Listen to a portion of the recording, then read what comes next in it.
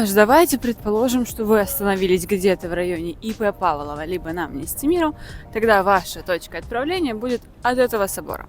И мы отсюда с вами сейчас пойдем 10 тысяч шагов. Ввожу эту рубрику на постоянной основе, чтобы можно было понять, что можно в Праге увидеть за 10 тысяч шагов.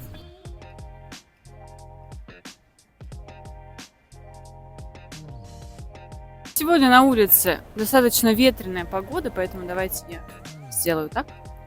Ветреная погода, у меня отвратительное настроение, потому что нет солнышка, ничего такого.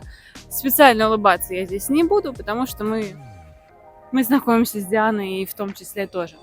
В общем, район на Амнести Миру мне очень нравится, здесь безумно красиво. Вы просто посмотрите. Но это же очень красиво. Ты вот гуляешь, особенно вечером в таком районе, и тебе действительно хочется рассмотреть каждую деталь этого собора, посмотреть на каждую деталь этого здания. Это же супер красиво. Нереально. Причем, мне кажется, именно в этом районе одни из самых красивых зданий, домов. Именно в архитектурной части. Не все, конечно, прямо напротив меня стоит вообще какая-то советская штука, но тем не менее здесь реально очень красиво. Особенно осенью, когда, представьте, все вот эти листики, да, сейчас октябрь, но мы говорим, наверное, про ноябрь, когда все эти листики станут оранжевыми, желтыми, красными. Боже, это будет очень круто. Если честно, я не помню, как они выглядят в осени, но я где-нибудь приложу фотографии. Посмотрим, какой там мужчина писает. Не будем показывать его. Но в целом, короче, здесь очень красиво. Как я уже говорила ранее, я очень люблю Прагу за то, что ты можешь пойти куда угодно, и тебе будет красиво. Правда. Вот. Но я почему-то все равно предпочитаю какие-то районы менее туристические. Наверное, потому что меньше людей. И ты можешь спокойно гулять, не толкаться, а именно гулять и рассматривать все, что происходит вокруг.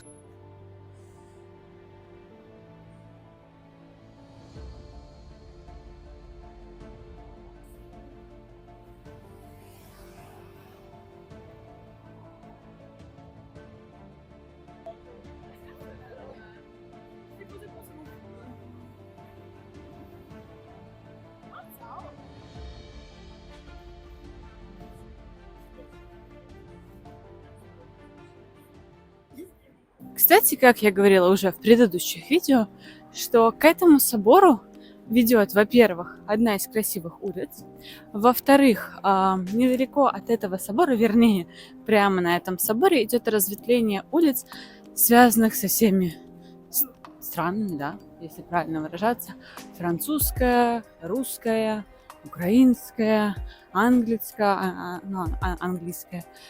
и огромное-огромное другое количество других стран. И как бы на Амнести Миру это, место всего мира, да, наверное, так можно. И это очень символично. Мне очень нравится эта идея, которая была реализована.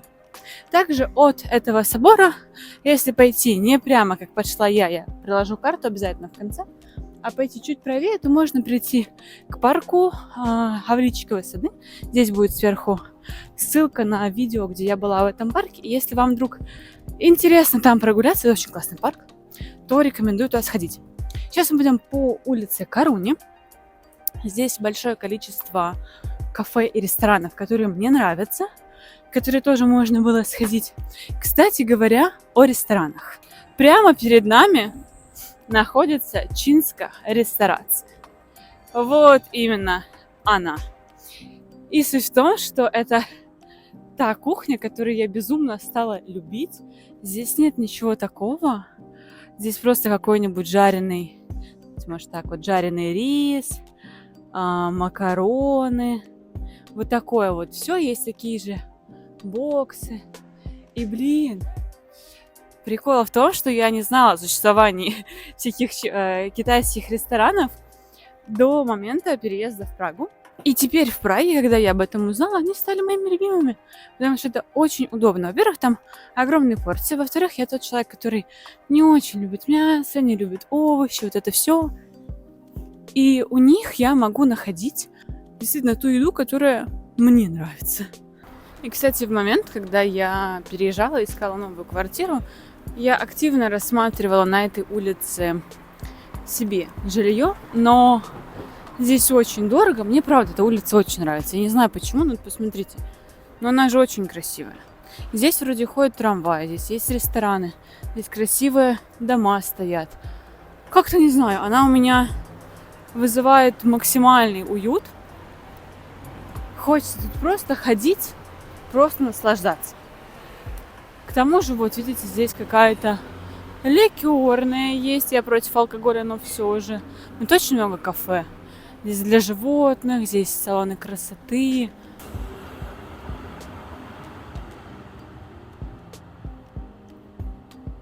Кстати, если вам вдруг нужны холсты, карандаши, все возможное для рисования, то вот в том магазинчике, вот он, тоже находится на Коруне, можно найти огромное количество всего этого. И там в целом недорого, там огромное разнообразие красок, там есть квадратные, черные холсты, круглые, вообще все что угодно. И деревяшки какие-то есть, и кисти, короче. Все, что нужно, все там.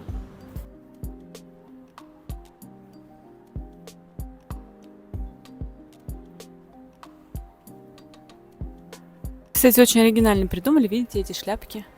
И это магазин головных уборов. Я считаю, это гениально. Вы посмотрите. Господи, и все это разнообразие находится на одной улице. Если честно, на улице так холодно, что я начинаю сомневаться в том, что я готова пройти 10 тысяч шагов. Вот, но как минимум, если не дойду 10 тысяч, покажу вам, куда можно еще дойти. Это здание мое любимое.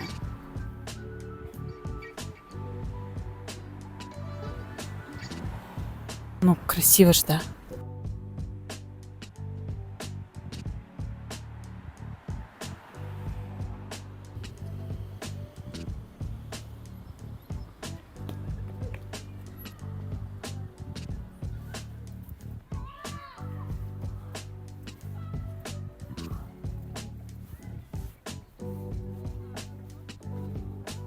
Что ж, мы подходим к кафе, которое я безумно обожаю на этой улице, и каждому рекомендую в него сходить. Во-первых, там очень вкусная выпечка.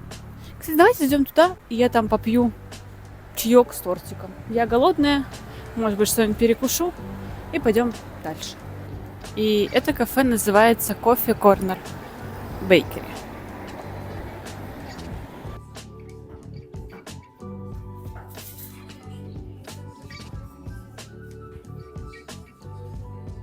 Ну и, собственно, следовало ждать. Там я не села, потому что там все заполнено.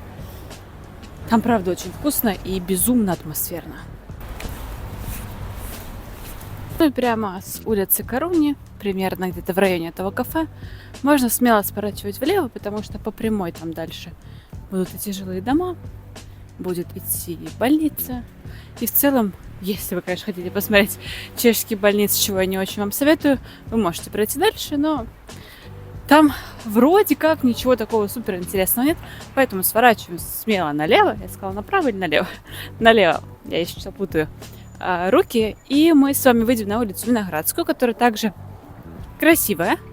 Опять-таки, эти 10 тысяч шагов, они больше предназначены не для поиска достопримечательностей, а, скорее всего, для изучения города, для себя, наверное, больше. Если вы уже, условно, там, 4-5 день в Праге, да, уже все достопримечательности обошли, то в целом этот маршрут вам очень сильно подойдет, потому что вы реально сможете в этих районах увидеть Прагу такого, как она есть. Именно тех жителей, которые живут, наверное, в центре, если правильнее выразиться, потому что все равно жизнь в других районах, она немножко отличается. И, собственно, выходя на Виноградскую улицу, здесь вы можете найти тоже несколько кафе хороших, интересных. Я предпочитаю кафе, называется «У трех поросят», «У три просадок», если я не ошибаюсь.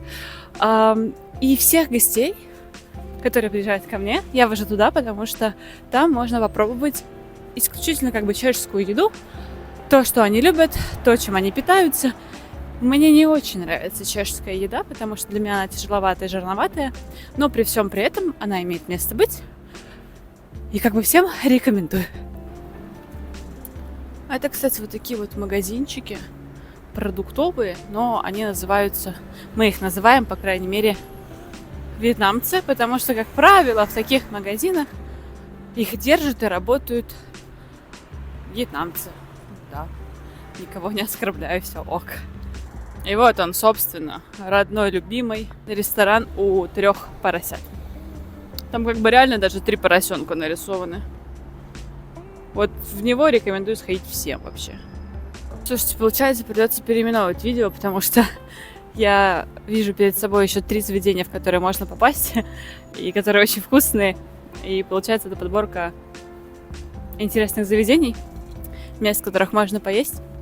Но пусть будет прогулка и места, где можно вкусно поесть. Да, почему бы нет. Короче, мы с вами были около места, которое называется 3 поросенка. Прямо от него сворачиваем дальше налево на соседнюю улицу и попадаем на улицу Przemysłowska.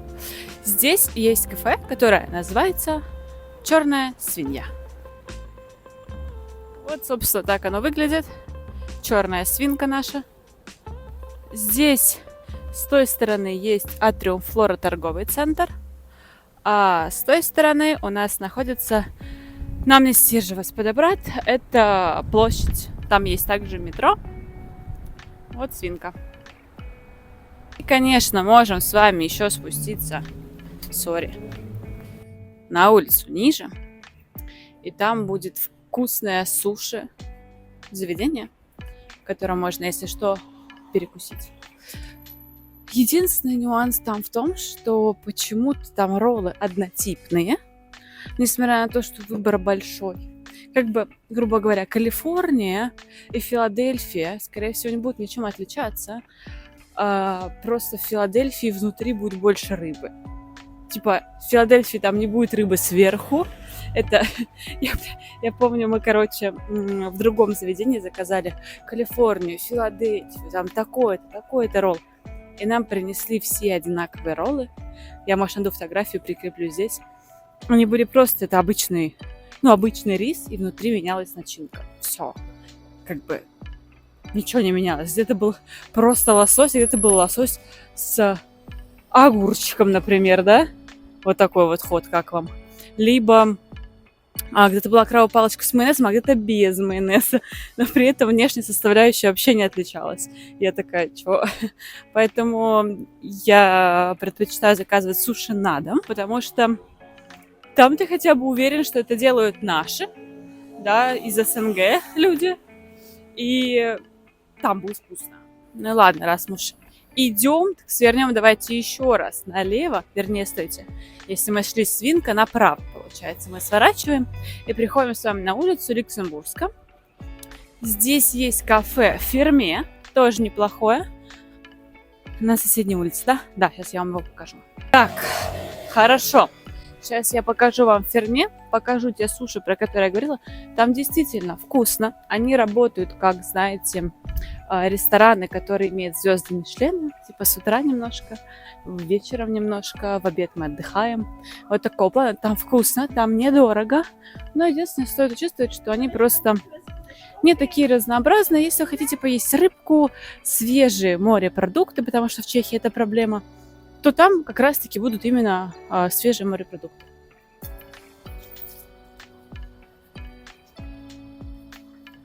Вы знаете, что осенью ходить тяжелее ровно. Я все-таки снимаю на телефон. А когда ты идешь в ботинках, а не в кроссовках удобных, у тебя очень сильно из-за этого трясутся руки. Вот, хотя в целом я в Чехии хожу даже по осени в кроссовках, да и зимой хожу в кроссовках. Но все равно иногда прибегаю там хотя бы для образа какие-то ботинки, например, одевать. И, кстати, да, вон уже виднеется кафе, которое называется Ферме. Оно, видимо, сейчас закрыто. Сейчас мы обойдем его. Обычно там горит вывеска. Бля, неужели оно закрылось? Нет, это Эвжина. С 5 до 2 они открыты. Сейчас, надеюсь, меня не собьют на этом переходе. Вот это кафе. Здесь тоже очень вкусно. Да, и ровно от него мы сворачиваем направо еще на одну улицу ниже, чтобы прийти к сушам. Да, это тот район, в котором я живу, поэтому я знаю все заведения на каждой улице. Ну и в целом это касается любого района, на самом деле. Но не важно. В общем, сейчас я покажу вам эти сушки, посмотрите на них. И пойдем с вами к площади, хотя на площади сейчас идут ремонтные работы, и предполагается, что они будут идти достаточно долго. Сейчас Прага вся как-то так ремонтируется, вы, наверное, можете слышать по микрофону, не знаю, насколько он устраняет звук, что здесь тоже идут ремонтные работы. Look at this! Вау! Главное, как мы свернули направо, потом сразу сворачиваем налево. То есть мы пришли с вами вон оттуда, и нам нужно вот сюда. Вот, и здесь будут наши, я их называю, две палочки, потому что у них, они называются Хана Суши, но первая буква Х как будто соединенные две палочки. Смотрите.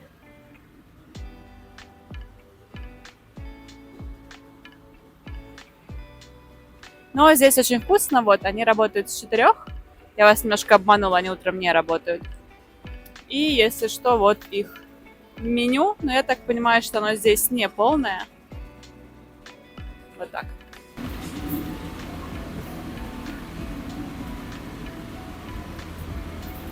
Так, и ровно оттуда мы с вами сворачиваем направо и приходим правильно к башне. Вот она, башенка. И здесь, кстати говоря, тоже есть очень вкусное заведение. Вот оно находится прямо на углу. Вот, я, если честно, была в нем несколько раз, но мне понравилось. Поэтому, если что, имейте в виду, заходите. А мы тем временем проходим нашу любимую Жишковскую башню и идем в сторону Регровых садов. Здесь вокруг есть еще 2 заведения. Наверное, не буду сюда запихивать все заведения, потому что вы уже, наверное, заблудитесь в них. Да и плюс вам хотелось бы, скорее всего, видеть именно то, как они выглядят внутри и какой у них ассортимент еды, а я всего этого не показываю. Просто как-то, знаете, прохожу мимо них и вот, собственно, вспоминаю, что тут очень вкусно. Кстати, да, тут находится Bubble Tea, мой любимый, который я всегда покупала все лето. Bubble Tea я уже не пью достаточно давно, может, месяца 2 точно. Не скажу, что для этого были какие-то предпосылки, просто, во-первых, это очень сильно бьет по карману. Очень сильно. Во-вторых, там много сахара. И в-третьих, мне казалось, что желе, оно во мне разбухает. И я становлюсь из-за этого толще. Хотя вряд ли, конечно. Вот. Плюс еще мне начало казаться, что из-за того, что там есть какая-то добавка, у меня очень сильно понижается давление от этого чая. Поэтому, в общем, в совокупе всего этого дела я решила все Bubble Tea перестать пить. И у нас от нашего Bubble Tea вон там, вы можете видеть, находится площадь Иржева-Сподобрат, на которой также находится рынок. Мы с вами не пойдем в ту сторону, вы можете, если что, туда пойти. Мы пойдем в сторону Регровых садов, потому что они находятся здесь близко. Я про них также рассказывала, прикреплю ссылку на это видео. И заодно мы придем к черепашкам. Тот парк, в который я не хочу, чтобы кто-то ходил, но про него и так уже начинают узнавать. Поэтому идемте в ту сторону, и там, я думаю, мы плюс-минус будем уже заканчивать нашу прогулку.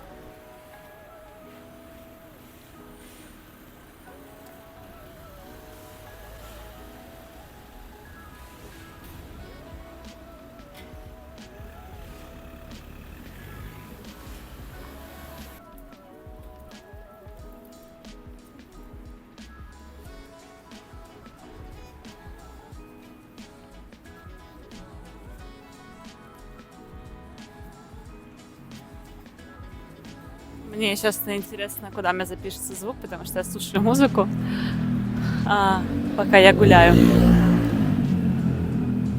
Сейчас покажу еще одно место, кстати, да. Оно мне очень нравится. Здесь можно попробовать японские оладушки. И в целом одной порции вы можете наесться на весь день, потому что в них очень большое содержание белка.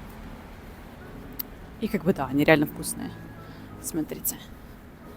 Сейчас тут есть такие эти шевелющиеся человечки.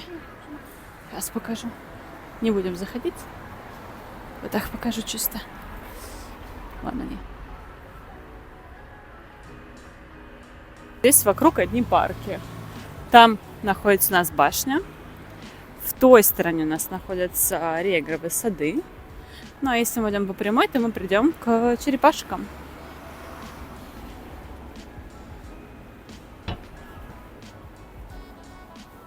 Блин, ребятки, короче, это видео, походу, реально будет про мой топ ресторанов, потому что, блин, дорога ложится вся к ним. Это Ханил, магазин, господи, ресторан, в котором я чаще всего ем суши. Они здесь дороже, но они здесь невероятно вкусные. Тут суши есть, корейская, японская кухня. Такое, я покажу фотографии, очень вкусно. Это автобусная остановка, кстати.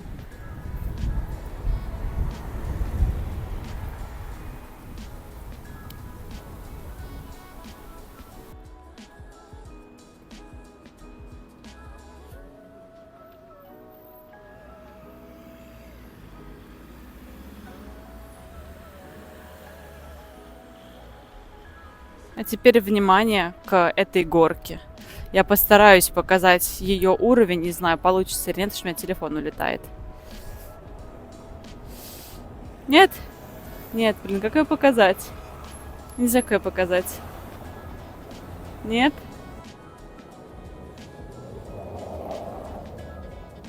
Мы пришли с вами к парку с черепашками.